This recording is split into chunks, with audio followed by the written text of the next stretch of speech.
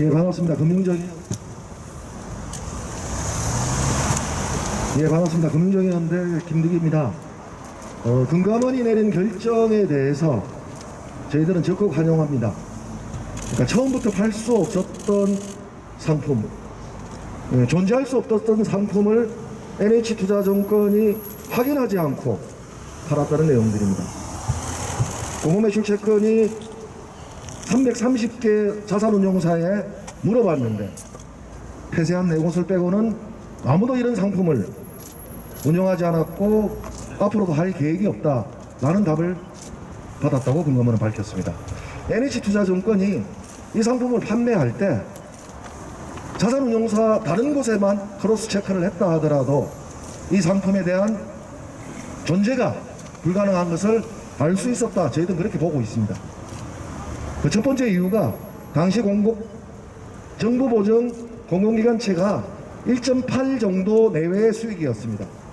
그런데 이걸 어떻게 3%, 2.8% 수익을 고객들에게 안정적으로 보장해 줄 수 있다 라는 이야기를 했던 게 바로 금감원은 착오이해한 무효계약을 기준으로 삼았습니다. 그래서 저희가 오늘 이 촉구 소환을 들고 NH금융 지주 앞에 온 것은 부하무치한 NH투자증권 때문입니다. 이 상품을 팔았던 오티머스를 처음으로 소개했던 게 NH투자증권 사장입니다.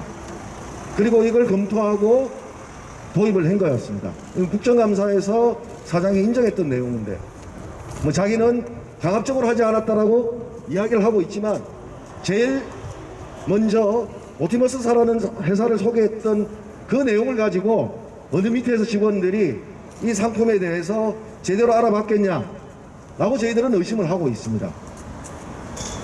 좋은 사이였기 때문에, 사장이 지시했기 때문에 별 검토 없이 자산운용사 몇 군데만 확인해보면 이 상품이 처음부터 존재하지 않았다, 그리고 앞으로도 판매할 수 없다는 이 계획을 알 수 있음에도 불구하고 팔았지 않았냐. 그렇기 때문에 사장이 책임이 있기 때문에 저희들은 금융지주에 와서 지주사가 이것을 수용할 수 있도록 조치를 해달라는 내용을 담고 있습니다. 왜냐하면 본인이 관련되었고 연루되어 있기 때문에 이 매듭을 푸는 데 있어서는 부적절하다, 저희들은 그렇게 보고 있습니다. 두 번째, NH투자증권은 유동성 지급을 할 때에도 업무상 배임을 이야기를 했습니다. 이 촉구소안에는 대법원 판례를 찾아서 저희들이 첨부했습니다. 판례의 내용은 업무상 배임이 성립하려면 고의성이 있어야 되는데 이 고의성은 사적 이익이 아니라 경영상 합리적인 경영상 판단을 한다면 업무상 배임으로 볼 수 없다는 대법원의 일관된 판례를 저희들이 첨부했습니다. 언론 보도에 따르면 NH투자증권은 존중한다고 합니다. 금감원의 결정에 대해서. 그럼에도 불구하고 사회이사 설득, 유동성 지급을 하는 데 있어서도 사회이사들이 그만둔 사람이 2사람이나 있기 때문에 사회이사 설득에 힘들다, 이런 이야기들을 기자님들한테 하는 것 같습니다. 기자님들이 그 입장을 저한테 물어오고 있습니다. 그건 틀린 말입니다. 업무상 배임이 성립되지 않은데 어떻게 해서 업무상 배임 운운하면서 금감원 결정을 거부하고 다자배상을 하기 위한 판결을 그러니까 금감원 판결이 아니었기 때문에 소송으로 갈 수 있다라는 여지를 둔다는 것들은 바로 후한무치하기 때문입니다. 자신의 잘못을 자신의 책임 때문에 오티머스 피해자들은 1년 가까이 코로나보다 더한 고통에서 지금 시달리고 있습니다. 이분들은 코로나 지원금도 필요 없다고 하십니다. 오티머스에서 NH투자증권에서 계약 무효된 전액배상 결정만 수용하면 지금의 어려움을 극복할 수 있다고 다들 호소하고 계십니다. 그러하기 때문에 NH투자증권은 수용을 해야 되는데 사회이사를 핑계로 거부할 가능성이 있기 때문에 NH농협금융지주가 NH투자증권을 상대로 이 판단이 맞는지에 대해서 검토하고 결정을 수용해 줄 것을 촉구하기 위한 서한을 전달하기 위해서 이 자리에 와 있습니다. 저희들이 검토한 결과는 업무상 배임이 절대 성립되지 않습니다. 심지어 한국투자증권은 270억 정도의 금액을 90% 선지급하고 이번 금감원 결정에 준용해서 나머지 10%도 지급하겠다고 합니다. 저희들이 보기에는 합리적인 경영상 판단이라고 봅니다. NH투자증권은 금액이 4,300억이 되기 때문에 수용하기 힘들다는 이야기를 했습니다. 저희들이 보기에는 금감원이 이를 고려하여 3천억에 해당하는 일반 투자자에 대해서만 계약 무효를 결정한 것으로 보여집니다. 이제 금액도 줄었습니다. 그리고 업무상 배임도 아닙니다.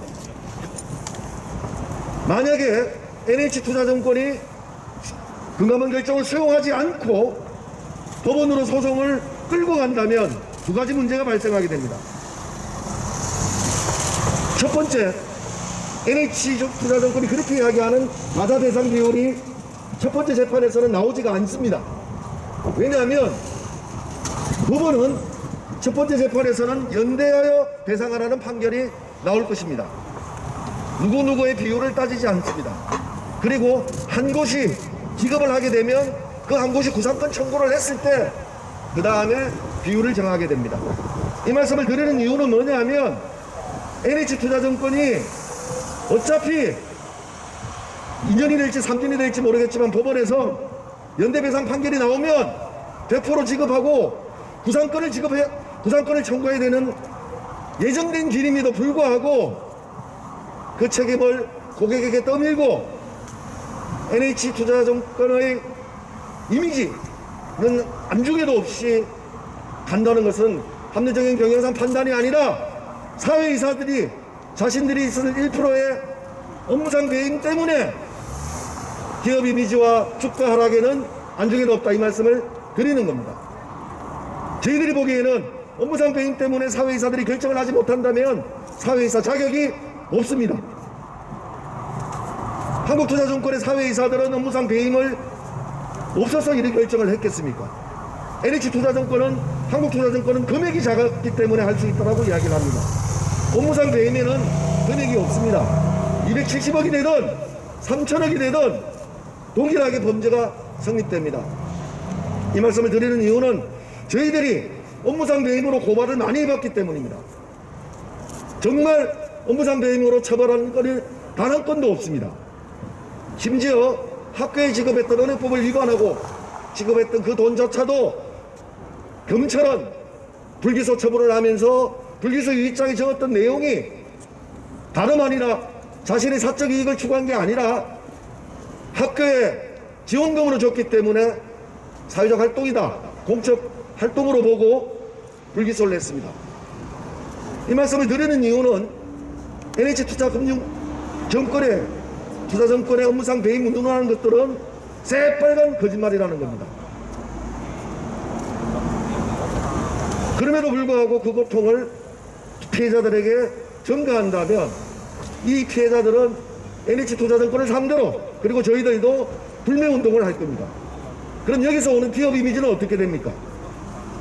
오티머스라는 리스크를, 경영상 리스크를 계속 가지고 간다는 멍청한 경영진은 차라리 사장부터 사회이사들이 다 그만두는 게 오히려 앞으로 NH투자증권을 위한 올바른 길이라고 생각합니다.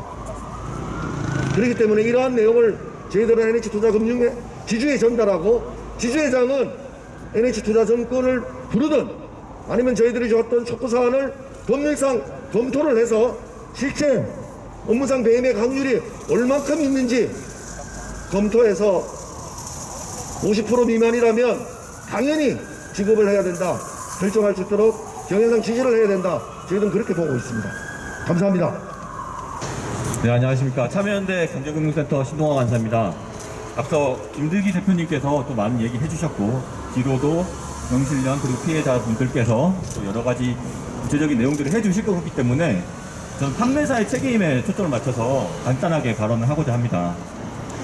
NH 측은 사실 이 옵티머스 펀드 판매, 이 부실 자산에 대한 판매 그 책임이 본인들뿐만 아니라 수탁사와 그리고 사무수탁사에도 있다라고 주장하면서 책임을 분산해야 된다고 이렇게 계속 주장하고 있습니다. 그러나 시민사회단체들과 또 피해자들은 그렇게 생각하지 않습니다. 왜 금융 소비자들이 NH에 투자를 했겠습니까? 이 농협이라는 브랜드, 대형 금융기관, 그리고 또 오랫동안 국민들의 사랑을 받아온 그런 금융기관으로서의 신뢰감이 있기 때문에 그 브랜드를 믿고 자산을 맡긴 것입니다. 근데 그만큼 NH투자증권 그리고 또 NH금융지주는 이에 대해서 책임을 지고 더 신중하게 상품들을 점검하고 문제점을 살피고 그리고 리스크를 살펴가면서 상품 판매했어야 됐습니다. 그러나 그러지 않았습니다. 이러한 위험성이 큰 금융자산에 대한 판매에 대한 책임은 1차적으로는 판매사가 지는 것이 맞고 그 이후에 책임 소지에 대해서는 따로 구상권을 청구하든지 금융기관들끼리 해결해야 될 문제입니다. 간단한 예를 하나만 드리겠습니다. 금융상품이라고 말합니다. 상품, 파는 것입니다. 예를 들어서 제조업 분야에서 상품을 판매한다고 볼 때 신제품을 개발할 때 수많은 시생산 과정과 QA 그리고 또 부품 보증 그리고 QC 과정을 통해서 판매 직전의 상품까지 아주 철저하게 살펴서 소비자들에게 상품 판매합니다.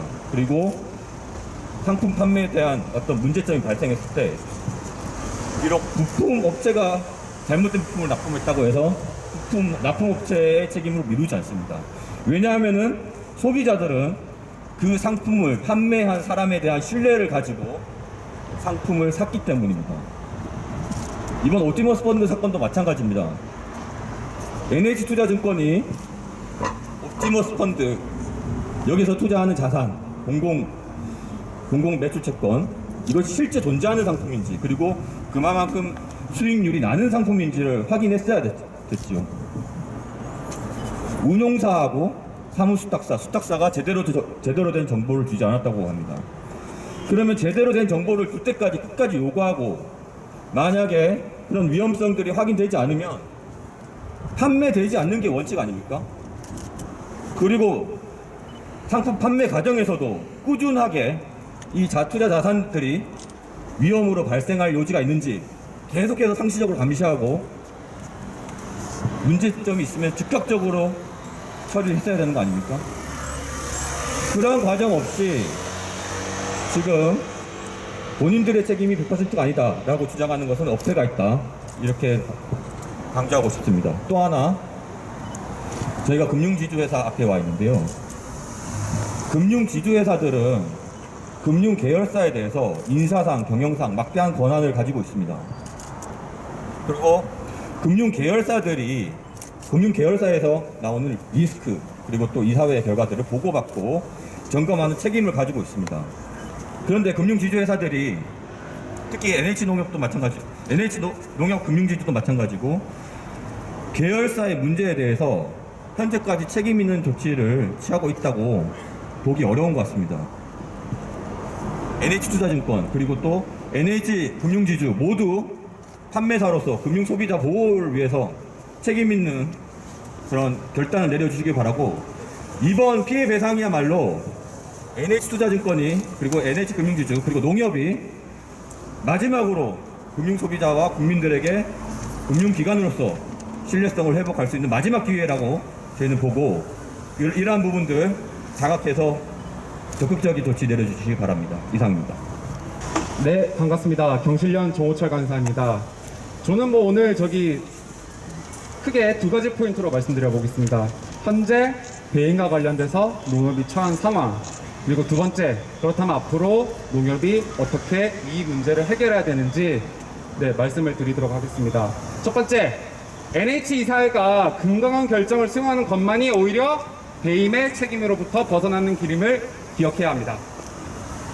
향후 NH증권은 배임 소송에 만료될 것을 우려를 해서 현재 지금 단언을 거부하고 있습니다. 하지만 NH이사 여러분들이 기억하셔야 될 게 하나 있습니다. 이번 사건에서 배임의 고의, 그 소위 말하는 불법 영득의 의사가 있는 것은 운영사 옵티머스와 그리고 이 사건에 개입한 정관계 인사들 그리고 그들에게 뒷돈을 댄 큰손들입니다. NH증권을 통해서 투자자들이 돈을 베껴먹으려는 이 정치권과 투기시장의 사채꾼들에 의해 기획된 사기 사건이 분명합니다. 존재할 수도 없는 공공매출 채권에 이 외압에 의해서 NH가 판매될 수 있었던 이유이기도 합니다. 뭐 요즘 검찰 수사 보시면 아시겠지만은 사람도 한 명 죽었죠. 그 이낙연 씨 선거 사무실에 있던 그분, 그리고 이현재 부총리는 뭐 단순 고문입니까? 전 검찰총장 최동욱 씨 조사는 여전히 하문차사입니다. 현재 정치권, 검찰, 금감원, NH증권에게 독박 씌워서 정관계 게이트 의혹 빨리 덮으려는 게 그들의 희망사항입니다.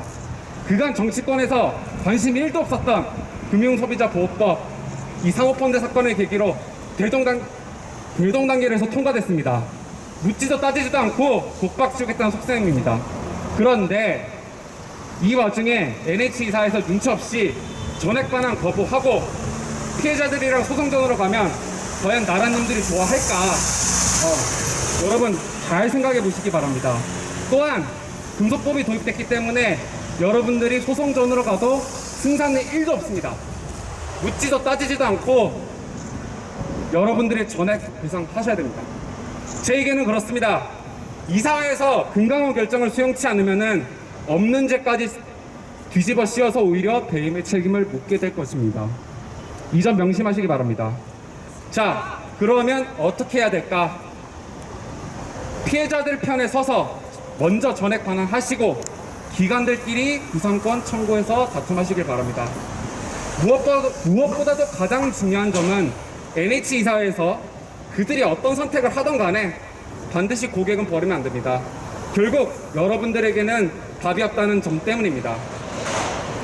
금감원에서 전액 반환 결정이 난 마당에 소송한다고 해서 크게 달라질 것은 없습니다. 특히 금소법 때문에 절대로 피해자들이랑 소송으로 싸워서 이길 승산이 없음을 명확히 아셔야 됩니다. NH증권은 사기 판매 책임에 대해서 당당하게 책임을 지고 그 외에 하나은행 그리고 예탁원이랑 구사건 다툼을 해서 손해배상 비용을 보충하시기 바랍니다. 현재 검찰 조사도 이와 관련해서 진행 중입니다. 그 결과가 날 때까지 기다리지 말고 지연이자 작게는 7%에서 많게는 14% 그거라도 아끼시길 바랍니다. NH이사회는 눈치 좀 챙기시고 현명하게 판단하시기를 당부합니다. 저는 NH이사회가 전액 반환을 응하실 것을 촉구합니다. 이상입니다.